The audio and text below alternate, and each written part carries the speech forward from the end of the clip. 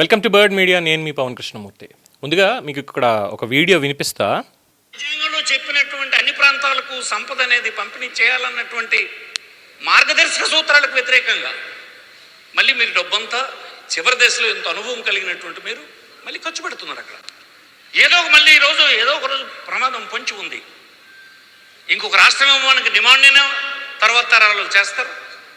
ఇక్కడ నుంచి మీరు పొండినటువంటి స్లోగన్ అయినా ఆ ప్రాంతంలో ఇంకొక రోజు రాదనేది కూడా నేను చెప్పలేను.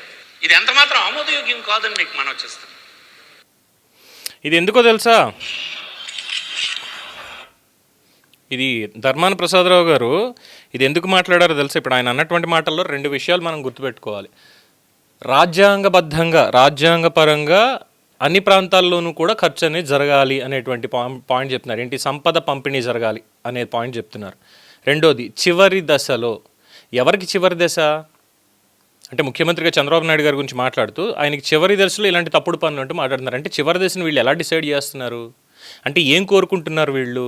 జగన్మోహన్ రెడ్డి కానీ వైసీపీ నేతలు కానీ చంద్రబాబు నాయుడు గారి నిష్క్రమణ కోరుకుంటున్నారు. పచ్చిగా చెప్పాలంటే ఆయన మరణాన్ని వీళ్ళు కోరుకుంటున్నారని చెప్పాలి. ఇక్కడ ఇంత వయసు వచ్చింది, ఇంత రాజకీయ పరిజ్ఞానం ఉంది, ఇదంతా ఉంది, మరి ఈ బుద్ధి జ్ఞానం లేని మాట ఏంటి చివరి దశలో అని? మూడోది, నేను గ్యారంటీ ఇవ్వలేను, అది కూడా జరగచ్చు అంటూ ఏం చెప్తున్నారో తెలుసా?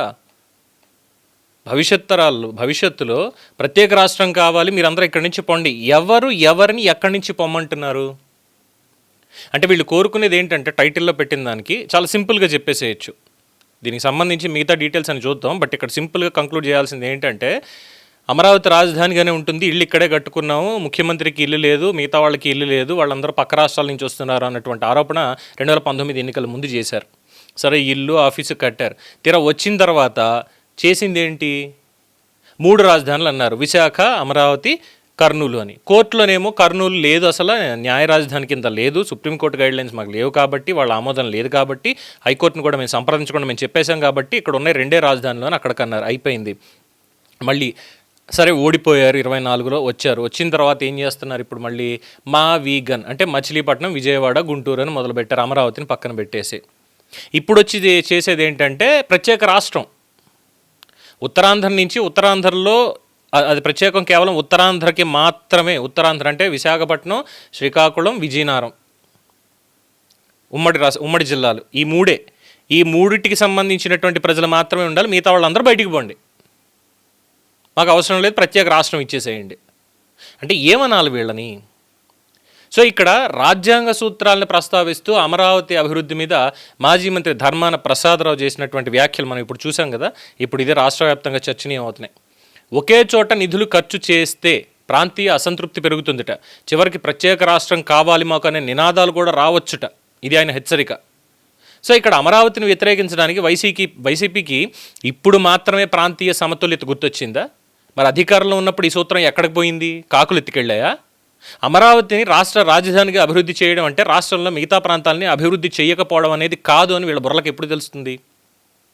రాజధాని అనేది కేవలం ఒక నగరం మాత్రమే కాదు, అది రాష్ట్ర ప్రభుత్వానికి, రాష్ట్ర ఆర్థిక వ్యవస్థకి కూడా ఒక ఇంజిన్. ప్రభుత్వ కార్యాలయాలు, సంస్థలు, మౌలిక వసతులు, పెట్టుబడులు, ఉద్యోగాలు, సేవారంగం అన్నీ ఒక చోట కేంద్రీకృతం అయితే దాని ఆర్థిక ప్రభావం చుట్టుపక్కల మాత్రమే కాదు మొత్తం రాష్ట్రానికి విస్తరిస్తుందని వీళ్ళకి చెప్తే ఏ విధంగా అర్థమవుతుంది? రాజధాని బలపడితే రాష్ట్ర ఆదాయ సామర్థ్యం కూడా పెరుగుతుంది. ఆ ఆదాయంతో జిల్లాలు, గ్రామాలు, వెనుకబడిన ప్రాంతాలు అన్నిటికీ కూడా నిధులు వెళ్ళే అవకాశం ఉంటుంది.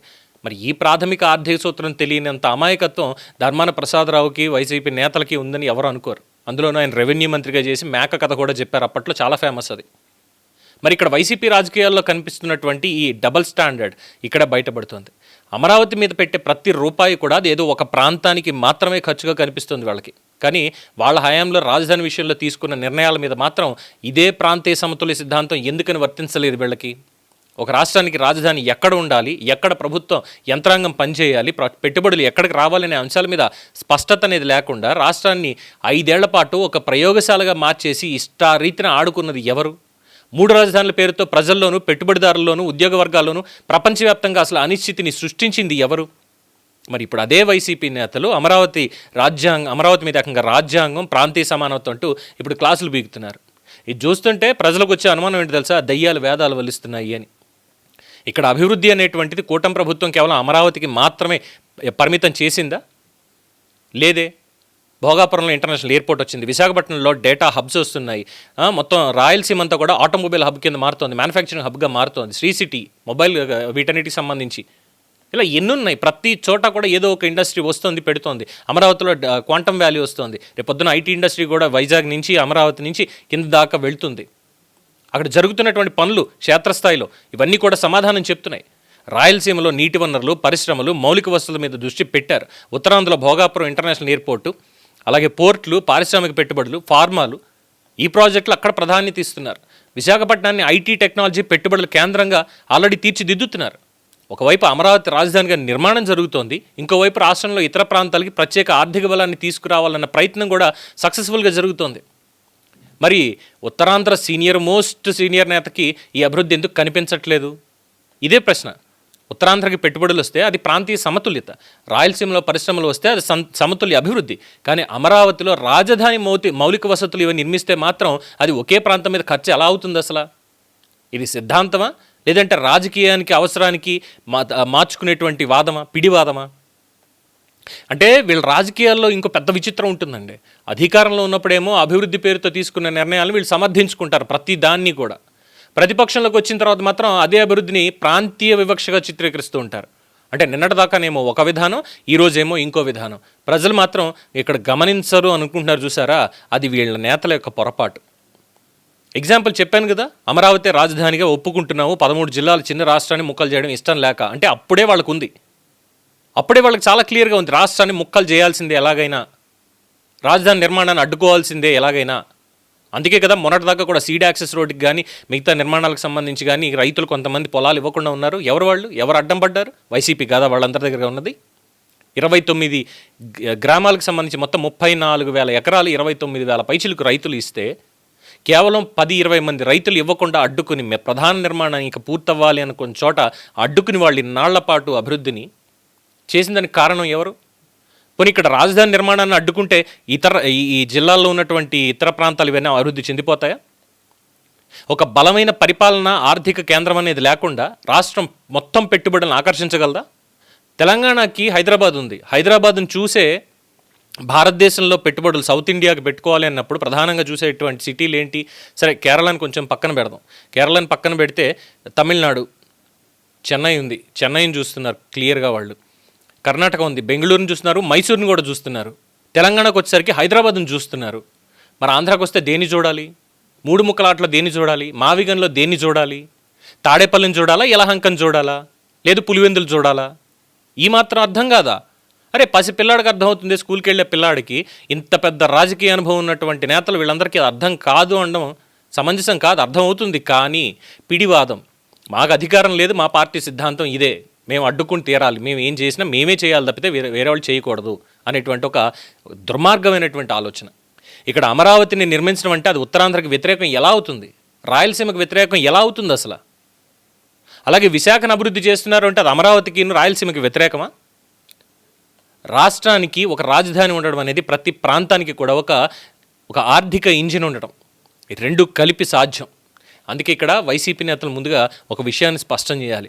వాళ్ళకి అసలు నిజంగా ఇక్కడ ప్రాంతీయ సమతుల్య అభివృద్ధి అనేది కావాలా, లేదంటే అమరావతి అభివృద్ధిని అడ్డుకోవడానికి ప్రాంతీయంగా ఒక సెంటిమెంట్ కావాలా? నిజంగా సమానమైనటువంటి అభివృద్ధి వీళ్ళ లక్ష్యం అయితే అమరావతిని వ్యతిరేకించడం దేనికి? విశాఖకి పెట్టుబడులు రావాలి, రాయలసీమకి పరిశ్రమలు రావాలి, ఉత్తరాంధ్రకి మౌలిక వసతులు పెరగాలి, అట్ ద సేమ్ టైం రాష్ట్ర రాజధాని కూడా ప్రపంచ స్థాయి నగరంగా ఎదగాలి. ఇవన్నీ ఒకదానికొకటి ప్రత్యామ్నాయాలు కాదు. కాబట్టి ఇక్కడ అమరావతి మీద రాజ్యాంగం పేరు చెప్పి రాజకీయ విమర్శలు చేసే ముందు వాళ్ళ గతాన్ని ఒకసారి అద్దంలో చూసుకోవాలి. రాజ్యాంగం అనేది అధికారంలో ఉన్నప్పుడు ఒకలాగా, ప్రతిపక్షంలో ఉన్నప్పుడు ఒకలాగా, అదేంటి అలా ఇష్టం వచ్చినట్టు చదువుకునే పుస్తకం ఏం కాదు అది. ప్రాంతీయ సమతుల్యత అనేది అవసరాన్ని బట్టి వేసుకునే రాజకీయ ముసుగు అంతకు మించి కానే కాదు. ఇక్కడ అమరావతిని అడ్డుకోవడం ద్వారా వైసీపీ సాధించేది రాష్ట్ర అభివృద్ధి కాదు, మరోసారి అదే ప్రాంతీయ విభజన రాజకీయాలకి ఆజ్యం పోయడం. ఇక్కడ ప్రజలకు కావాల్సింది ప్రాంతాల మధ్య పోటీ కాదు, ప్రాంతాలన్నీ కలిసి ఎదిగేటువంటి ఒక రాష్ట్రం. అమరావతి ఎదగాలి, విశాఖ ఎదగాలి, రాయలసీమ ఎదగాలి, ఉత్తరాంధ్ర ఎదగాలి. ఎవరి అభివృద్ధిని ఆపి మరొకరి అభివృద్ధి సాధించాల్సినటువంటి అవసరం లేదు. ఇక్కడ అసలు సమతుల్య అభివృద్ధి అంటే ఇది. అంతే తప్ప ఇష్టం వచ్చినట్టు మాకేమీ లేదు, అమరావతిలో పెట్టేస్తున్నారు. ఏం పెడుతున్నారు అమరావతిలో? ఎన్ని లక్షల కోట్లు పెట్టేశారు? ఏమన్నా అంటే 100 అడుగుల లోతు పునాది తీయాలని బొత్స సత్యనారాయణ అంటారు. ఈయనేమో ఇంకో రాష్ట్రం విడిపోకుండా ఉంటుందా అని చెప్పి ఈయన అంటాడు. అంటే రాష్ట్రం ఒక ఆర్థికంగా ముందుకు వెళ్ళడం ఇష్టం లేదా వీళ్ళకి? Andhra Pradesh care of address Amaravati అని చెప్పుకోవడం వీళ్ళకి ఇష్టం లేదు. ఇష్టం లేనప్పుడు ఎందుకు మాట్లాడకుండా కూర్చుంటే మంచిది కదా? ఎందుకు ప్రజల మధ్య చిచ్చు పెట్టేటువంటి కార్యక్రమాలు చేయడం? మీకు రాజకీయ జీవితం లేదు, మా రాజకీయ జీవితం ఇంకా ముగిసిపోయింది, మమ్మల్ని ఇంకెలాగో ప్రజలు ఎన్నుకోరు, మమ్మల్ని పట్టించుకోరు అనుకుంటే కృష్ణారామ అనుకుంటే ఇంట్లో కూర్చొని భారతం, భాగవతం, రామాయణం చదువుకుంటూ కూర్చుంటే సరిపోతుంది. మనవాళ్ళకి మనవరాళ్ళకి నీతి కథలు, నీతి సూక్తులు చెప్తే సరిపోతుంది. అంతేగాని తగుదునమ్మా అని చెప్పి పిలవని పేరంటానికి వచ్చినట్టుగా బయటకు వచ్చేసి ఇష్టం వచ్చినట్టు రాజధాని మీద, రాష్ట్రం మీద, ప్రాంతాల మధ్య చిచ్చులు పెట్టే మాటలు మాట్లాడితే ప్రజలు ఇకపైన చూస్తూ ఊరుకోరు. రాజకీయ నాయకులందరూ కూడా ఇది మైండ్లో పెట్టుకుని, అధికారంలో ఉన్నవాళ్ళైనా సరే, ప్రతిపక్షంలో ఉన్నవాళ్ళైనా సరే, ఎవరైనా, ఏ రాజకీయ పార్టీ అయినా సరే, ఇది గుర్తు పెట్టుకుని ప్రజల మధ్యకు వచ్చి మాటలు మాట్లాడాలి.